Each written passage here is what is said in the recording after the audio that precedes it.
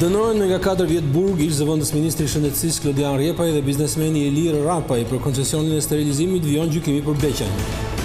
Presidenti dekreton ministrat e rinj të qeverisë së Rama, emrat pritet të kalojnë në parlament për të votuar dhe pas vetimit në presidencë do të marrin detyrën. Vetë vendosje propozon emrin e Glau Konjuftës për president, i duhen 80 vota për të zgjedhur në 2 raundet e para ose 61 në të tretin. Një punonjës i forcave shqiponja plagoset gjatë operacionit për kapjen e një të kërkuari në Dibër. Polici bie nga lartësia, sillet me urgjencë në Tiranë.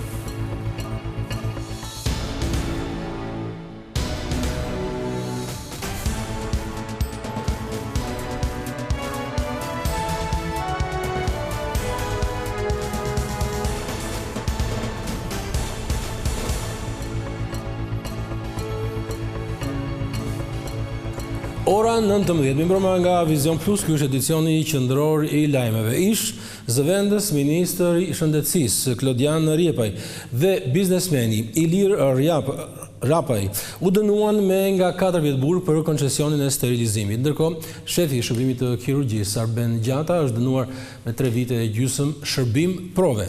Për sterilizimin ndodhet në qeli edhe ish ministri Ilir Beqaj, i cili po gjykohet në një tjetër proces. Gjykata e posaçme shpalli fajtor 8 të pandehur për dosjen sterilizimi. Ish numri 2 i Ministrisë së Shëndetësisë, Klodian Rjepaj, u dënua me 4 vjet heqëlirie si pasojë e gjykimit të shkurtuar, pasi dënimi plot për të ishte me 6 vjet burg. Biznesmeni që ishte angazhuar për të kryer procesin e sterilizimit të pajisjeve kirurgjikale, Ilir Rapaj, mori të njëjtin dënim. Për secilin prej tyre SPAK kishte kërkuar të dënoheshin me nga 10 vjet burg edhe për akuzën e grupit të strukturuar kriminal. Megjithatë, gjykata antikorrupsion, pas ditën e të mërkurës, i shpalli ata të pafajshëm për këtë vepër penale, duke i dënuar vetëm për vjedhje nëpërmjet shpërdorimit të detyrës kryer në bashkëpunim dhe jo sipas parashikimeve ligjore si grup kriminal. Të tjerët u dënuan me shërbim prove pas pezullimit të dënimeve me burg. Në total ata do duhet të kryejnë punë në shërbim komunitar për 2 vjet. Mes tyre është edhe shefi i shërbimit të kirurgjisë Arben Gjata, dënimi me 3 vjet e gjysmë burg për të cilin pezullohet dhe konvertohet në shërbim prove për 24 muaj. Koncesioni i sterilizimit të pajisjeve kirurgjikale i ka kushtuar shtetit shqiptar 100 milion euro. Për të njëjtën vepër penale në paraburgim po mbahet edhe ish ministri i Shëndetësisë Ilir Beqaj. Dosja për të po gjykohet veçmas pasi ka kërkuar procedurë të zakonshme themeli dhe jo gjykim të shkurtuar. Ministrat e rinj kanë marrë sot në shkrimin e presidentit Bajram Begaj. Pas këtij hapi, ata do të kalojnë në seancë parlamentare për të votuar dhe pas vetimit në presidencë marrin detyrën. Presidenti Bajram Begaj dekretoi emrat e rinj të kabinetit qeveritar. 2 ditë pasi kryeministri Edi Rama i dorëzoi emërimet, kreu i shtetit hodhi firmën. Tashmë hapi i radhës mbetet votimi në parlament, ku mjafton një shumicë e thjeshtë prej 71 votash për të konfirmuar ministrat e rinj. Por anëtarët e rinj të kabinetit qeveritar do të rikthehen sërish në presidencë për të betuar dhe pas kësaj marrin zyrtarisht detyrën. Këto ndryshime në kabinetin qeveritar erdhën pas pezullimit të zëvendës kryeministres Belinda Balluku, ndërsa tashmë numri 2 i qeverisë do të jetë Albana Koçiu. Vendin e saj si ministre e brendshme e mori Besfort Lamallari. Toni Gogu do t'jetë ministri i ri i drejtësisë, ndërsa ministre për marrëdhëniet me parlamentin do t'jetë Eriona Ismaili. Jashtë kabinetit mbeti Elisa Spiropalli, e cila pasohet nga Ferit Hoxha. Ky i fundit përpara dekretimit u lirua nga detyra si ambasador i Shqipërisë në Bashkimin Evropian. Postin e ministrit të mbrojtjes e la edhe Pirovengu, teksa vendin e tij e zuri Ermal Nufi. Ndërkohë, Enea Karakaçit, Edi Rama i besoi postin e ministrit të infrastrukturës dhe energjisë. Molotovët e përdorur në protestat e opozitës nuk e kanë mbështetjen e ndërkombëtarëve. Pyetur nga Vision Plus, ambasada amerikane u shpreh se mosmarrëveshjet duhet të zgjidhen përmes dialogut konstruktiv. Ambasada thotë se ne inkurajojmë të gjithë aktorët politikë të refuzojnë dhunën politike dhe të zgjidhin mosmarrëveshjet e tyre përmes angazhimit konstruktiv dhe mjeteve paqësore të lishme. Në protestën e 20 shkurtit, protestuesit odhen molotov në kryeministri, parlament, por edhe në vilën e ish diktatorit Enver Hoxha, e cila tashmë është kthyer në një shtëpi arti dhe artistë huaj qëndronin brenda godinës.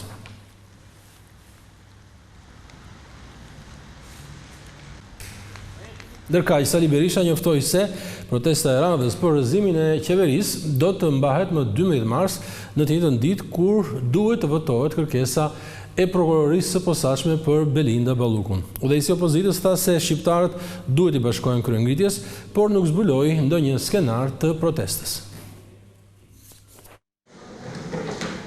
Kryetari i Partisë Demokratike Sali Berisha shfrytëzoi mbledhjen e grupit parlamentar për t'u bërë apel qytetarëve të bashkohen në opozitës në protestën para parlamentit që pritet zhvillohet në 12 mars, ditën kur do të jetë në parlament kërkesa e SPAK-ut për arrestimin e ish numrit 2 të qeverisë Belinda Balluku. Berisha deklaroi se protesta është vetëm një formë reagimi pasi kryeministri Edi Rama sipas tij do të refuzojë kërkesën e SPAK-ut për Belinda Balluku. Data 12 është kryengritja e radhës.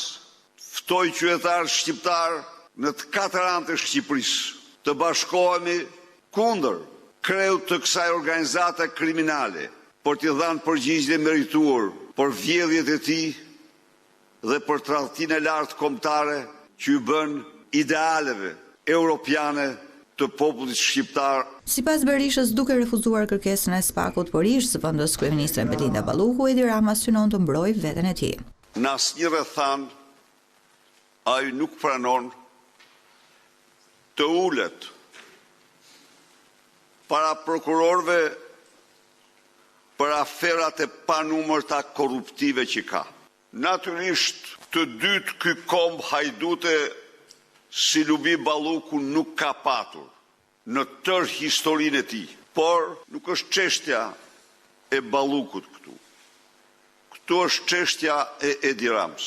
Sipas Berishës, sjellja e mazhorancës ndaj kërkesës së SPAK-ut për arrestimin e numrit 2 të qeverisë Belinda Balluku do të ketë ndikime negative edhe në procesin e negociatave për antarësimin e Shqipërisë në BE.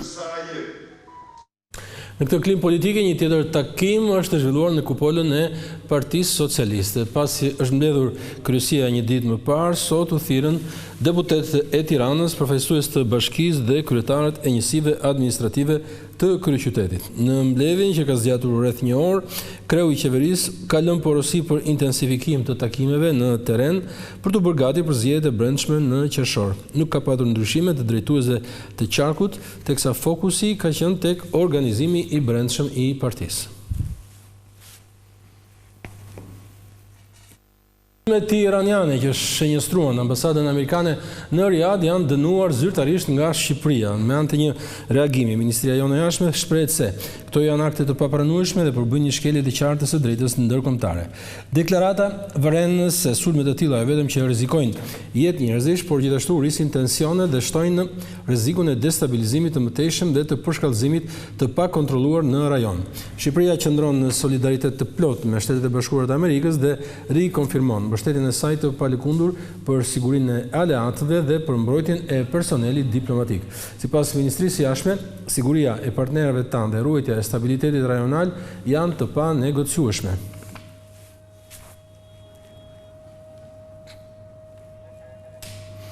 Rritja e çmimit të naftës në bursën ndërkombëtare është reflektuar edhe në disa pika të shitjes së karburantit në kryeqytet. Nga vëzhgimet e kryera në terren, çmimi është rritur deri në 179 lekë për litër.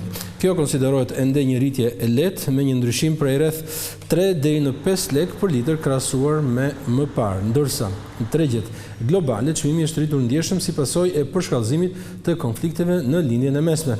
Ndërkohë, Autoriteti i Konkurrencës ka nisur monitorimin e tregut të karburanteve në vend me fokus tek çmimi i karburanteve, duke u shprehur se nuk do të tolerohet rritje e pajustifikueshme e çmimeve.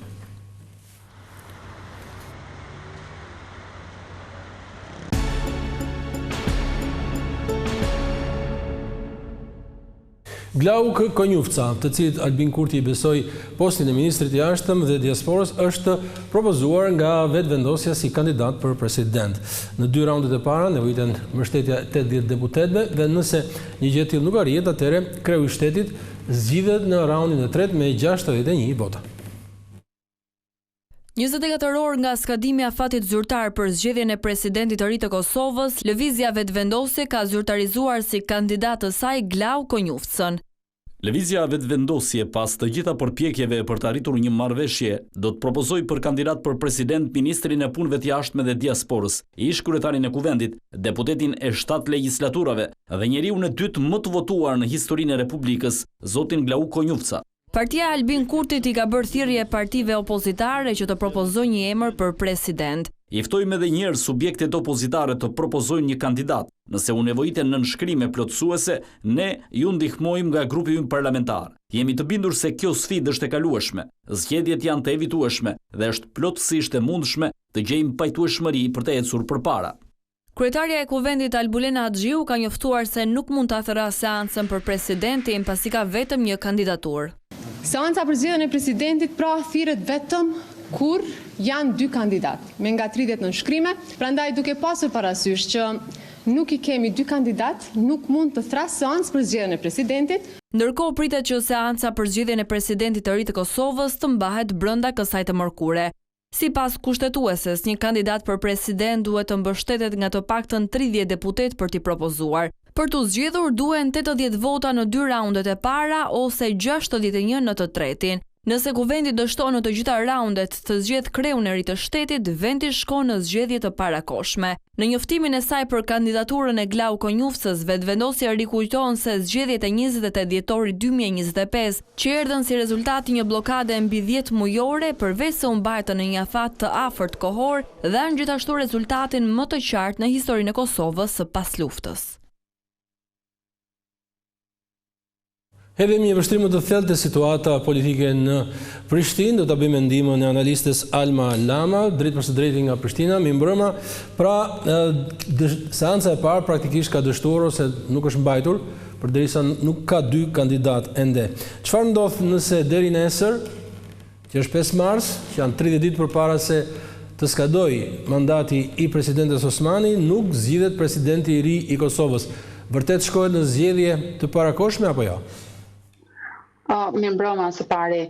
Sipas interpretuesve të kushtetutës, në fakt Kuvendi i Kosovës i ka 2 muaj në dispozicion për të zgjedhur presidentin e Kosovës, nëse ai nuk zgjidhet në afat, pra nëse nuk fillon seanca. Në rast se do të kishte filluar seanca dhe përfundon pa u zgjedhur sipas 3 votimeve, atëherë shkohet automatikisht në zgjedhje. Prandaj Kuvendi mund të provojë për 2 muaj rresht për ta mbajtur seancën dhe për ta zgjedhur.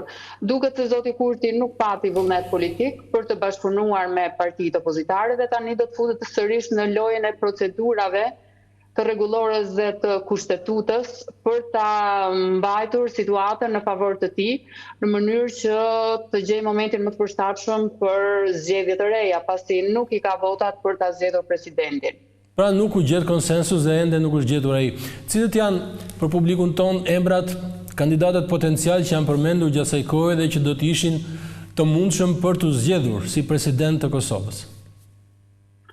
Realisht vetëm emri i zotit Jashari, pra nga familja Jashari, duket se pati një përkrahje të gjerë popullore dhe do të ishte i vetmi kandidat që qëndron mbi palët.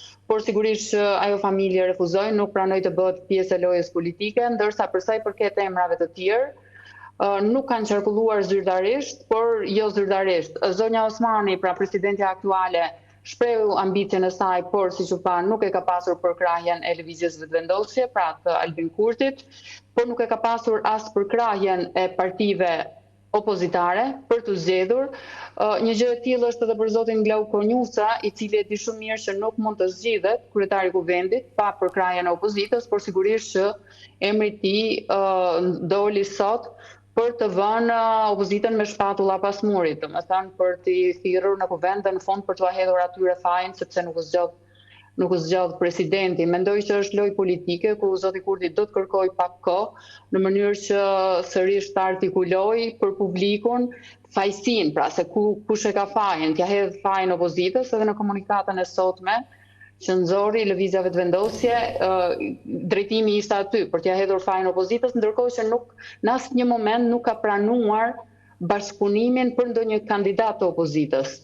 Ata nuk kanë dalë me emra publikisht, por sepse nuk ka pasur marrëveshje për të pranuar ndonjë kandidat të tillë. Nga ana tjetër opozita ka dështuar të dalë me emrin e një kandidati të vetëm, që do t'i shkonte zotit Kurti për të kërkuar mbështetjen për votimin e presidentit. Javë e fundit u bë qartë se zonja Osmani pati një mbështetje ndërkombëtare në nivele të larta deri në Washington.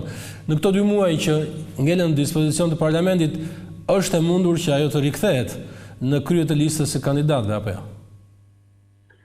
Nuk e di se cili do të jetë veprimi i saj politik. Tani ka dalë një lajm që do të krijojë një listë tjetër, sepse listën që ka pasur, domethënë ata nuk e përkrahin më, një listë tjetër me emra deputetësh. Lista është vetmja mundësi për të hyrë në zgjedhje, sepse krijimi i partive politike merr më shumë kohë, kërkon procedura në KQZ e tjerë, ndërsa një listë me personalitete gjithmonë mund të marrë pjesë, shumë shpejt mund të bëhet dhe mund të marrë pjesë në zgjedhje. Sigurisht ajo pati përkraje, pati një performancë të dukshme në arenën ndërkombëtare, gjë që e vuri si duket është çështja e rivalitetit. Zoti Kurti ishte tërësisht i izoluar për sa i përket arenës ndërkombëtare, nuk ftohej askund, përveç se në disa konferenca të partive të majta në Greqi apo ndonjë vend tjetër, dhe kjo mund të ketë qenë si problem për të dhe politika jashtme në përgjithësi, të cilën ai kërkon që ta ketë në duart e tij. Cilat, pyetja e fundit Alma, cilat forca politike do të kishin interes më shumë që Kosova të shkonte në zgjedhje parlamentare dhe pse? Unë mendoj që partitë në opozitë janë goxha të dobta dhe nuk duket se kanë shumë interes për të shkuar në zgjedhje, sepse po të kishin interes nuk do të shkonin fare në takim me Kurtin për të gjetur kompromisin për presidentin. Por mendoj që ata nuk kanë më çfarë të humbin. Në fakt mendoj që më i rrezikuar në zgjedhjet e tjera mund të jetë vetë zoti Kurti në radhë të parë, sepse prishet pra bashkëpunimi me zonjën Osmani, ai mund të marrë më pak vota. Nga ana tjetër, partitë politike mund të kenë thjesht të opozitës mund të gjejnë një kauzë në këtë zgjedhje që është lufta ndaj pushtetit absolut të Kurtit, i cili kërkon presidentin, e ka kryetarin e parlamentit, e ka kryeministrin dhe shumë shpejt do të ketë edhe anëtarët e gjykatës kushtetuese, duke futur tërësisht rendin kushtetues në duart e tij dhe pastaj do ta ketë më të lehtë të bëjë ndryshime që ai kërkon, që i ka shpallur në fakt që është Republika e Tretë. Faleminderit, drejt për së drejti ishte Alma Lama, ecim tej.